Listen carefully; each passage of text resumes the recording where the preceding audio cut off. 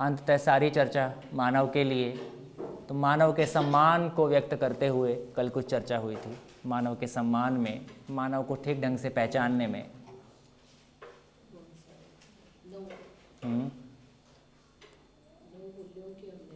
So basically that now man can be defined as is सामाजिक न्यायिक इकाई. तो This is social the animal नहीं, quintessence. उसको बेचारे को Not social animal but न्यायिक. बहुत हम लोग Yeah. पशु बोलेंगे तो पशु जैसा जिएंगे, फिर इसमें क्या दिक्कत है? फिर हमको न्याय भी चाहिए आदमी से, है ना? तो मानव सोशल एनिमल नहीं है, है ना? उसको जैसा है वैसा नहीं पहचाना जा सका। यहाँ पे फिर एक और रेफरेंस निकल के आता है। जैसे दो चीज़ें हमने चर्चा की, सीखना और समझना, है ना? समझना क्या है? मानव का मानव के साथ, मानव का प्रकृति के साथ में जो संबंध है ना, जो कि शाश्वत है, उसको पहचान पाना और मानव का स्वयं का होने को पहचान पाना, होने के पर्पस को पहचान पाना, है ना, ये सारा समझने का दायरा है। फिर जो सीखना है, स्किल्स है ना। तो अभी तक हमने भ्रमवश पशु पक्षियों से बिहेवियर सीखने की कोशिश की है, पंचतंत्र की सारी कहानियां। क्या रिजल्ट निकला? पशुओं से सीख के हम मानव नहीं हो सकते। तो पशुओं से समझना नहीं होगा, पशुओं को देख के कोई चीज़ सीखना हो सकता है ना। जो बॉडीली मैकेनिज्म है, उनकी कोई टेक्निक, उनकी कोई क्लैरिटी हमको उससे मिल सकती है। मानव जब भी समझेगा तो मानव से ही समझेगा, ये एक बात निकल के आती है।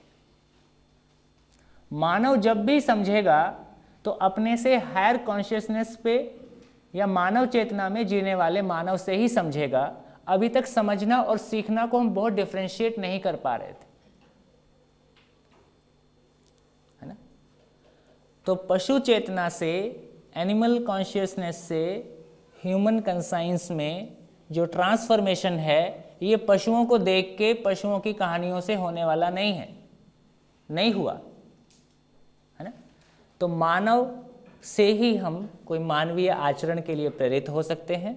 यदि universal human conduct, universal human education, universal human order और यूनिवर्सल ह्यूमन कॉन्स्टिट्यूशन को हम इलेबोरेट कर पाते हैं, स्पष्ट कर पाते हैं, व्याख्यायित कर पाते हैं और प्रैक्टिसेबल रेंज तक उसको डिटेल्ड में वर्कआउट कर पाते हैं, तो ही ये इस तरह का।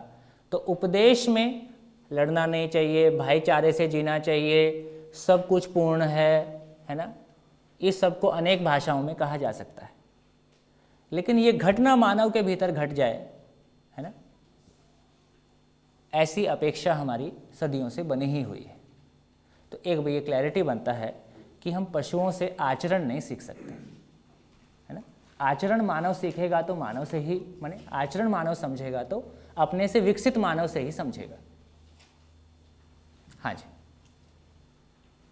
पंचतंत्र की बात आई तो प्राणियों के जीवन के आधार पर हम उदाहरण नहीं दे सकते, नहीं ये हुआ आचरण के नाम, आचरण के ऊपर, है ना। जैसे कोई कीड़ा उड़ता है तो इतने वेट को लेके वो कैसे उड़ता है, क्या मैकेनिज्म काम करता है, इसको वहां से सीखा जा सकता है। प्राणी की जगह पे हम मानव का वही स्टोरी पे एक फॉक्स एंड उसके सामने उसकी जगह पे हम दो मानव को रख के, पर उसका उपदेश और उसका आचरण की व्यवस्था तो वही मिलेगी। और उपदेश से भी कोई आदमी विकसित होता नहीं है। उपदेश से आदमी को विकसित होने की प्रेरणा मिलती है, विकसित होने का मैकेनिज्म नहीं मिलता है ना।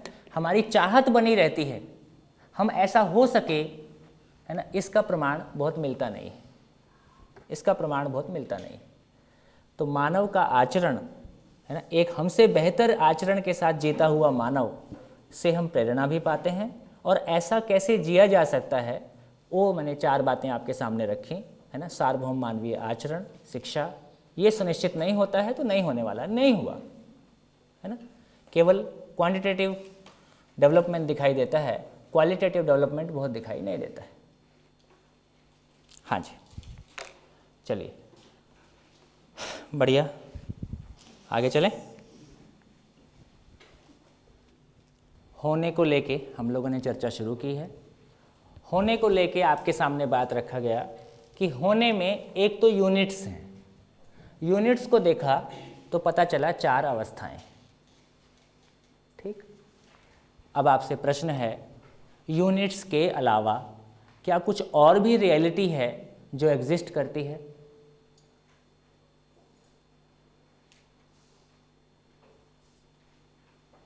पुराने लोग सहयोग बनाए रखेंगे, चुप रहना ही उनका सहयोग है।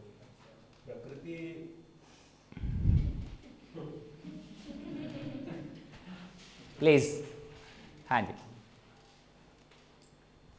हाँ जी प्लीज। मैंने प्रकृति कहा, लेकिन मुझे लग रहा है कि वो जड़ चेतन में ही आता है। यूनिट्स, प्रकृति का अर्थ है पूर्णता के अर्थ में कृति। कृति मीन्स अ यूनिट, एक कोई शेप, साइज, एक कोई इकाई। तो चारों अवस्थाओं में सारी इकाइयां हैं। केवल धरती की बात नहीं हो रही है, पूरे ब्रह्मांड की बात हो रही है। किसी भी दूसरे ग्रह पे होगा तो ये 4 अवस्थाएं मिलेंगी। हाँ जी, और वो यूनिट्स का एक्सप्रेशन है वो जो इन सबको चलाता है। किधर है, किधर है? हाँ जी, और कुछ?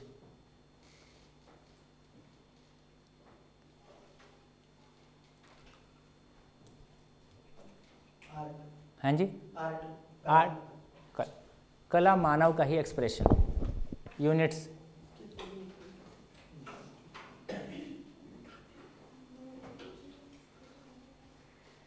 हाँ जी, क्वेश्चन क्लियर है ना? यूनिट्स के अलावा क्या और भी कोई रियलिटी है ऐसा? मानव एक यूनिट है, इकाई है। 1 मानव, 2 मानव, 3 मानव, जिसको हम गिन सकते हैं उसको हम यूनिट बोलते हैं। हाँ जी, दोनों यूनिट्स है और कुछ नहीं। विश्व में 2 चीजें, जड़ और चेतन। जड़ और चेतन, फिर बाकी कुछ नहीं। बाकी आप बताओगे वो तीसरा, तब तक 2 है। मेरे बताने से 3 होने वाला है कि पहले से ही होगा तभी मैं बता सकता हूँ। पहले से होगा, हो सकता है हमको मालूम नहीं होगा, पर आप बताओगे और तभी मेरे बोलते ही आप बोलोगे हाँ हमको भी मालूम था, ये भी होने वाला है। ये होने वाला होगा तो जर्नी बर्नी में भूल गए होंगे।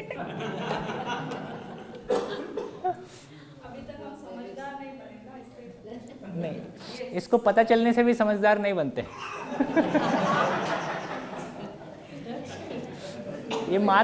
ये मात्र सूचना है।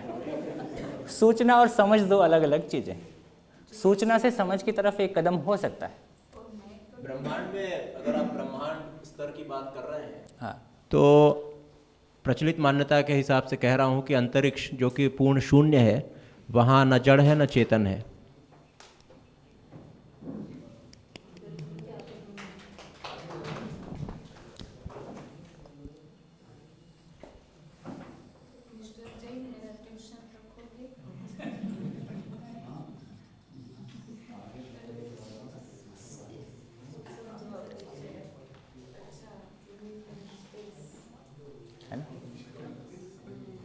स्पेस, स्पेस मीन्स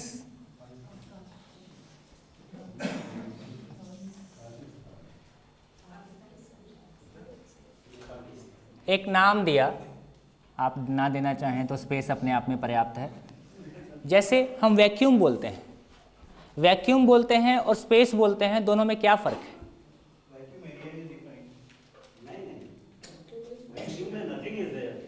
हाँ, what is not there, units are not there. जब हम कहते हैं कुछ नहीं है तो कुछ से हमारा मतलब क्या होता है? यूनिट से होता है ना? जब हम कहते हैं कि कुछ नहीं है तो हमारा मतलब यूनिट से होता है, क्योंकि हमारा केवल और केवल ध्यान या केवल हमारे कंसिडरेशन में यूनिट्स ही हैं। क्यों?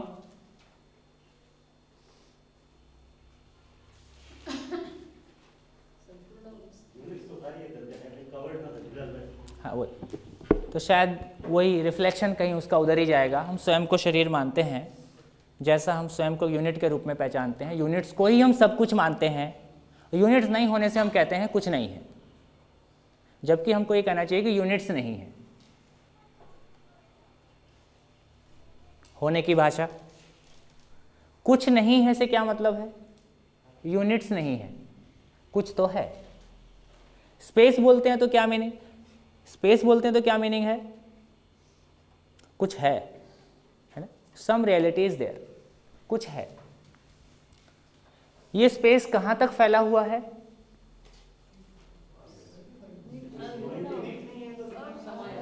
हाँ जी,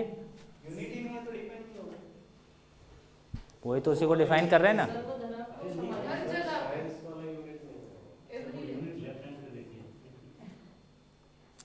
ये स्पेस कहां तक है?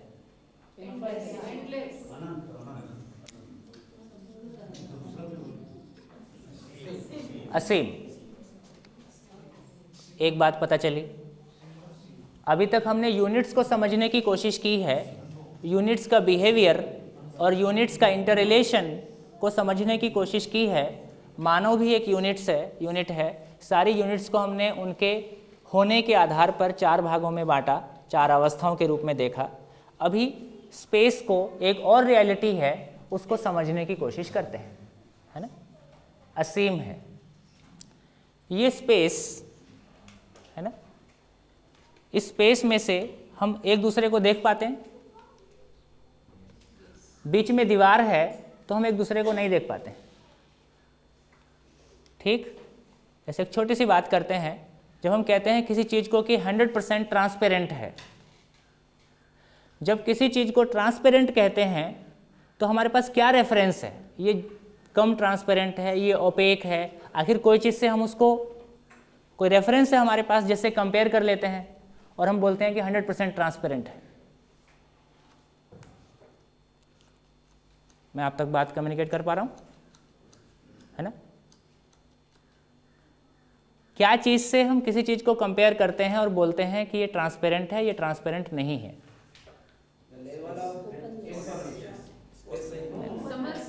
Physical visibility. विजिबिलिटी क्या चीज़ है?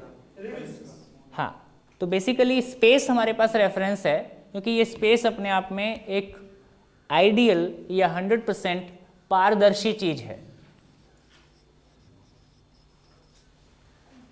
It is totally transparent.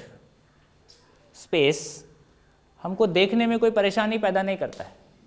बीच में दीवार रहती तो हमको नहीं दिखता है, हमारे बीच में स्पेस है ही। जैसे अब हमको समझ में आया कि कुल मिला के स्पेस है एंड यूनिट्स हैं। पूरा एग्जिस्टेंस कैसा है ना, पूरा ब्रह्मांड कैसा है? Space and units, that's it. ऐसी स्थिति हो ही सकती है कि स्पेस है, यूनिट्स हैं। एग्जाम्पल,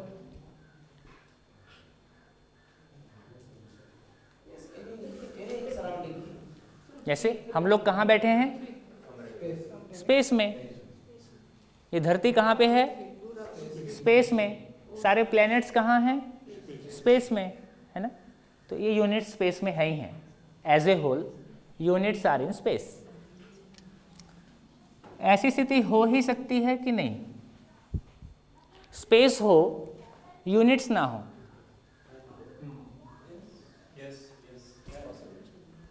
जैसे vacuum is one state artificially created, space है, यूनिट्स नहीं है। और नेचुरली धरती के वातावरण के बाहर यूनिट्स नहीं है, स्पेस है ही है। और पूरे, यदि पूरा ब्रह्मांड को देखें, पूरा सृष्टि पूरा को देखें, तो स्पेस ज़्यादा है कि यूनिट्स ज़्यादा हैं? यूनिट्स आर वेरी लिटिल, है ना। स्पेस बहुत ज़्यादा है, स्पेस का फैलाव बहुत ज़्यादा है।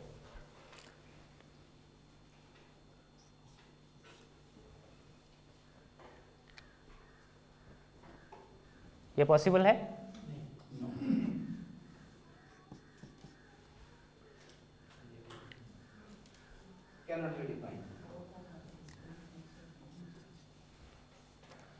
So everywhere space is there, either units are there or units are not there, है ना। यूनिट्स हैं चाहे नहीं है, स्पेस तो है ही, सारी यूनिट्स कहाँ हैं? स्पेस में है।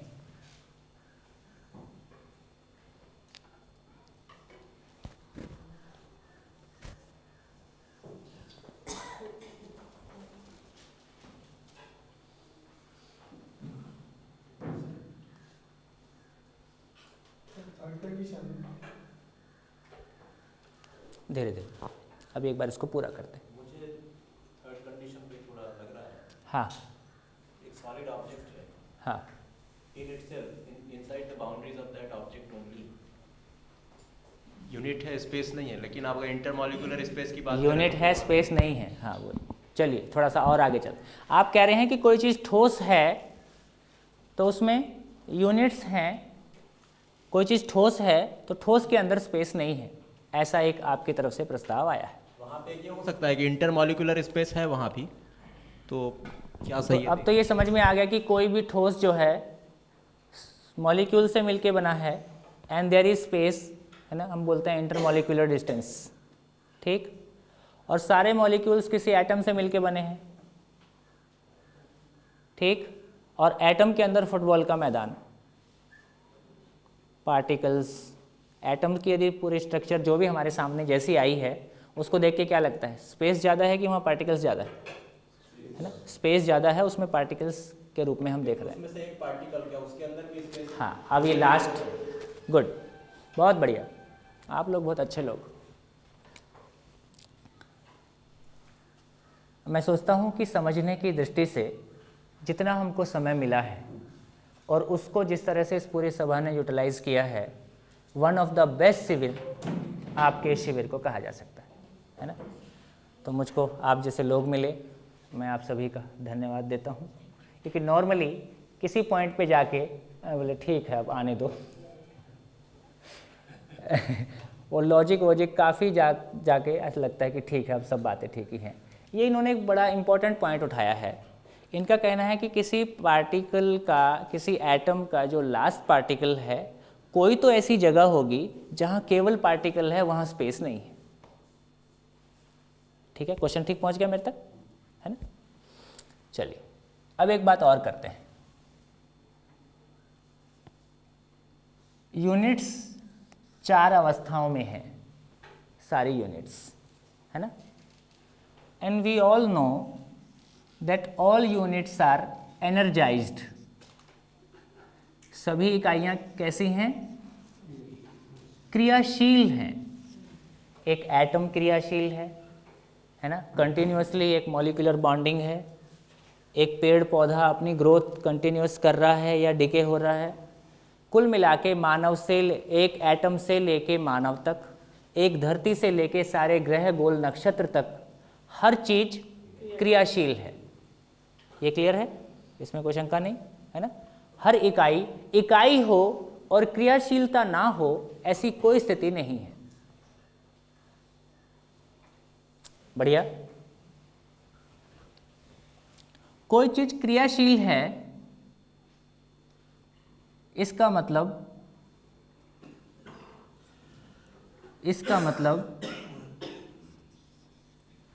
और हमको ये भी पता है कि स्पेस है ही जहां इकाइयां नहीं हैं, है ना। जहां इकाई ना हो वहां स्पेस में क्या हमको किसी क्रिया का प्रमाण मिलता है? केवल स्पेस में क्या किसी क्रिया के होने का कोई प्रूफ, कोई प्रमाण हमको मिलेगा? और क्लियर कर लें, क्रिया का मतलब है गति, तरंग, दबाव। क्रिया मीन्स गति, तरंग और दबाव। इकाई ना हो, स्पेस है ही, वहाँ पे क्या हमको कोई गति, तरंग और दबाव के होने का प्रमाण मिलता है? क्लियर? तो एक बात समझ में आ गया कि ये स्पेस स्वयं में क्रिया शून्य है। स्पेस इटसेल्फ हैज नो क्रिया, क्रिया शून्य है।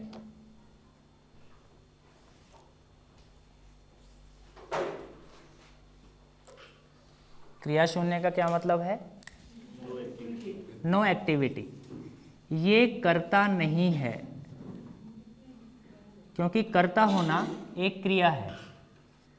ये भोक्ता नहीं है, ये दृष्टा नहीं है। कर्ता मीन्स क्रिया, भोक्ता मीन्स भोगने वाला। ये शब्द आपको क्लियर है कि नहीं है? दृष्टा, कर्ता, भोक्ता। दृष्टा मीन्स समझने वाला, है ना? समझना एक क्रिया है, देखना एक क्रिया है, भोगना एक क्रिया है। दृष्टा, कर्ता, भोक्ता, है ना? ये दृष्टा, कर्ता, भोक्ता नहीं है। यहाँ कोई क्रिया नहीं है। ये ठीक हो गया? अब थोड़ा सा एक इल्यूस्ट्रेशन लेते हैं, एक एग्जांपल लेते हैं इनकी उस बात पे जाने के लिए कि कोई तो ऐसा पार्टिकल होगा जहाँ केवल पार्टिकल है, स्पेस नहीं है। एक बकेट में, एक बाल्टी में लोहे का कोई चीज़ डालते हैं, बॉल डालते हैं, तो पानी को डिस्प्लेस कर देता है, पानी डिस्प्लेस हो जाता है। वो लोहे की बॉल पानी में एक गति, तरंग और क्रिया को पैदा करती है, है ना? अब एक छोटा सा एग्जांपल और लेते हैं कि एक रुई का टुकड़ा पानी में डालते हैं। हालांकि दोनों ही जड़ के एग्जाम्पल हैं, जो कहना चाह रहा हूँ उसके लिए पर्याप्त नहीं है, पर वो रुई पानी को डिस्प्लेस नहीं करती है, बल्कि पानी जहाँ का तहाँ रहता है और रुई से आर पार हो जाता है। एक एग्जाम्पल। तो अब मैं ये कहना चाह रहा हूँ कि यदि कोई पार्टिकल ऐसा होगा जहाँ पे पार्टिकल है और स्पेस नहीं है, इसका क्या मतलब है? पार्टिकल तो क्रियाशील है, इसका मतलब पार्टिकल के डिस्प्लेस होने से, पार्टिकल के मूवमेंट से स्पेस में डिस्प्लेसमेंट है। पूरा कर दूं? स्पेस में डिस्प्लेसमेंट होता है, और जबकि हमको पता है कि स्पेस अपने आप में क्रिया शून्य है, स्पेस में कोई क्रिया नहीं है। तो जिस तरह से एक रुई डालने से, है ना, वहाँ पानी में कोई डिस्प्लेसमेंट नहीं है, वो उसके आर पार हो जाता है, आर पार रहता है, उस तरह से ये स्पेस सभी इकाइयों के आर पार है ना? सो इकाइयाँ स्पेस में हैं और इकाइयाँ स्पेस में है और इकाइयों में स्पेस आर पार है, इकाइयों में स्पेस आर पार है। तो इसको एक बात कहा पारगामी है। इसकी इस क्वालिटी को एक शब्द दिया, नाम दिया कि ये इकाइयों के आर पार है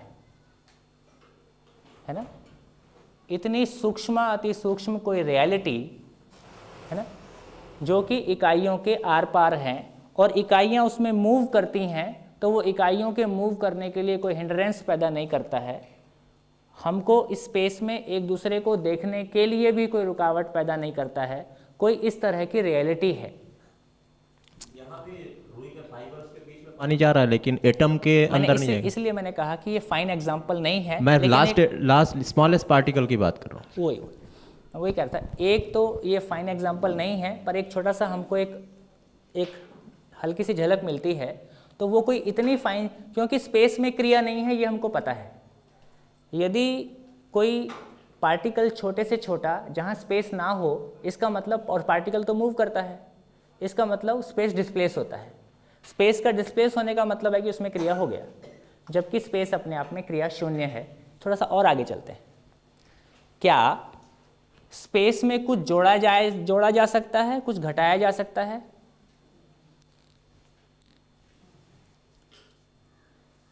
स्पेस में कुछ जोड़ा जा सकता है, कुछ घटाया जा सकता है? स्पेस के साथ total space together, no. If you fragment it for your understanding, yes. अपना अंडरस्टैंडिंग का मामला नहीं है। रियलिटी ये है कि स्पेस के साथ हम कुछ नहीं कर सकते, केवल हम स्पेस में मूव कर सकते हैं, है ना? इसलिए एक नाम दिया कि ये स्पेस अपने आप, जिसमें कुछ जोड़ा नहीं जा सकता, घटाया नहीं जा सकता, it remains as it is, so a name given पूर्ण। ये अपने आप में कोई ऐसी चीज है जो अपने आप में पूर्ण है, जहाँ ना कुछ घटता है ना कुछ जुड़ता है।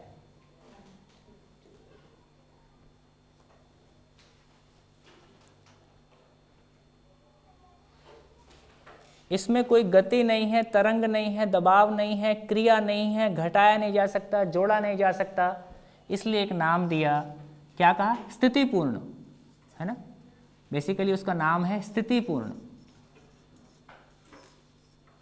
बोलचाल की भाषा में ये पूर्ण शब्द रह गया, ये शून्य शब्द रह गया, वो क्रिया शून्य है, स्थितिपूर्ण है।